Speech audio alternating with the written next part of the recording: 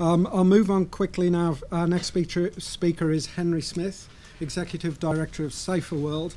And Henry, please take 5 minutes or so to reflect on the discussion. Thank you very much. Good afternoon, everybody.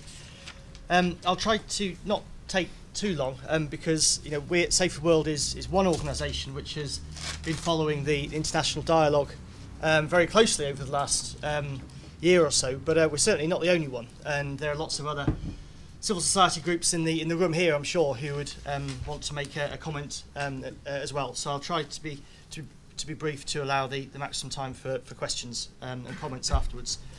But I'll start just by prefacing the substantive comments, just by saying a couple of what I would hope to be very, very positive words about the role of the IDPS in really trying to get to grips with some of the issues to do with conflict and fragility that we're all very aware of.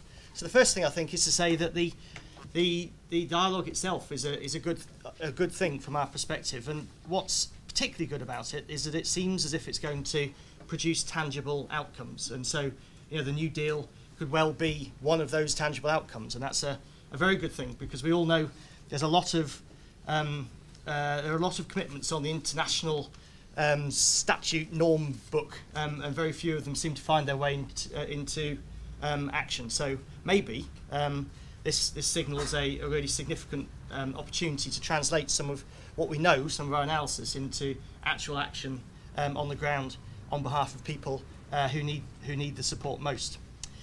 The second thing I think is to support very much the peace building, state building goals which are contained in the Monrovia roadmap. I think from our perspective they say exactly the right sorts of things, and a focus on security and justice and jobs and governance. These are the sorts of things which the World Development Report, individual agencies, partner countries, all sorts of actors have identified as important now, and it's great to see those codified, so to speak. The third thing I think is to say that we very much welcome the efforts of governments, whether they be governments of conflict-affected or fragile states, or donor governments, to these issues, because they're really difficult, hard, complicated ones that involve compromise, and we shouldn't underestimate how difficult it is actually to address some of these things. So I think it's very good. The existence of the process is evidence of the commitments, I think, which is really good.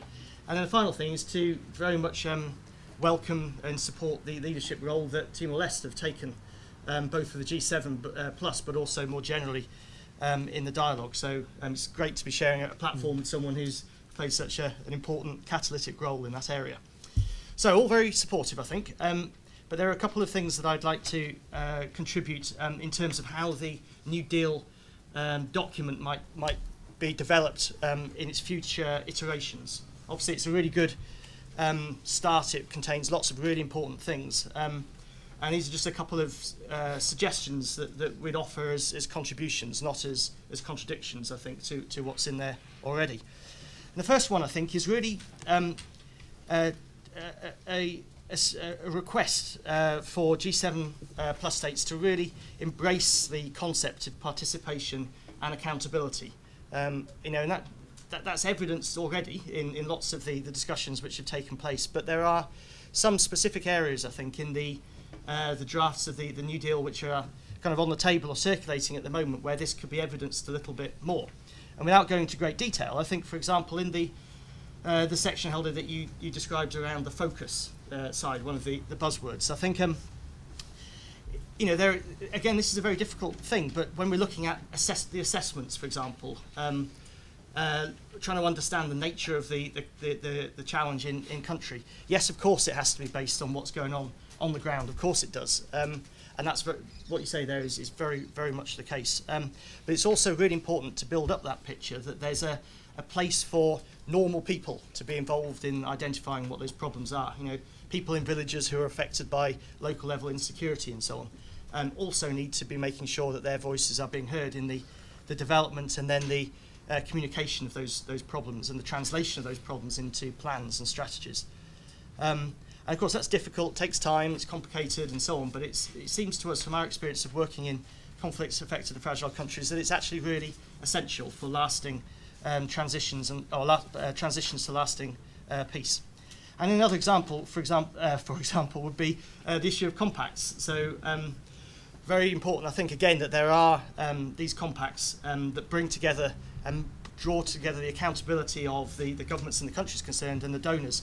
But why not they be triple compacts? Let's also look at how to involve communities in the countries that are affected in those compacts, those accountability compacts. So there's downward accountability of donors, but if I could say so, also governments to the communities that in the countries that are most affected.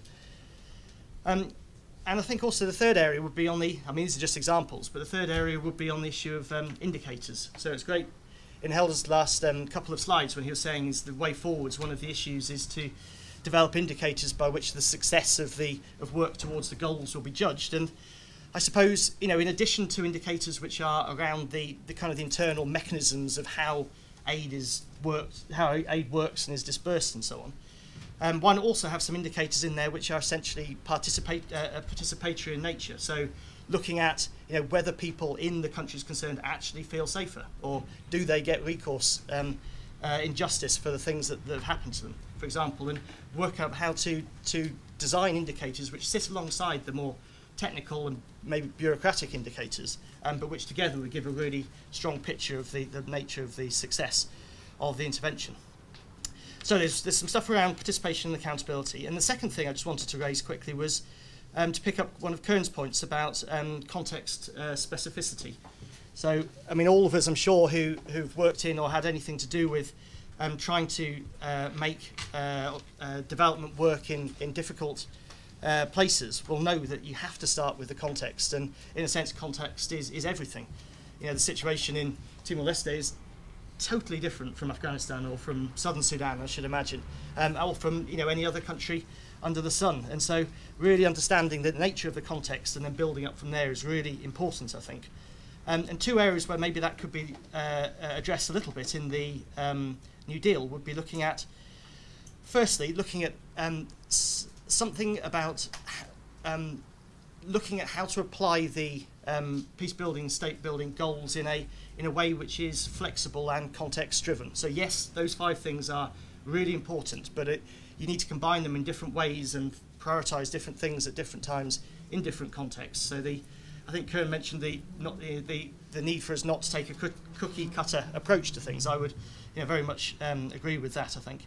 And then the second thing is in the area of one vision, one plan. So, very much agree with Helder that there needs to be an overarching vision for what a country is going to look like, and of course that vision should be led by the people and the governments in the countries concerned. Of course it should. But I think there's an interesting balance that we need to strike between, on the one hand, establishing the vision and ensuring the ownership, but also on the other hand, not creating a beast that we can't control. So I think that any of us who've been involved with trying to deal with multi-donor trust funds and pool funding and so on in different places will know that this is really complicated. It takes a long time, it's very bureaucratic. Often you work at the pace of the slowest person at the time, and you end up with a plan which is kind of something that everyone can agree on, but not necessarily something that anyone particularly wants. And so there's a real challenge, I think, with ensuring the primacy of the people and the countries concerned in the decision making, but on the other hand, making sure that things are flexible enough to be able to respond to changes in the context as they arise. So that's probably it, I think, as comments from me. But just to kind of finish off by saying, I think this is a really good opportunity for us to have this discussion in the UK, and I think it's really good that you've been so willing to be so open with how things are developing, Helder. So thank you for that. Yeah.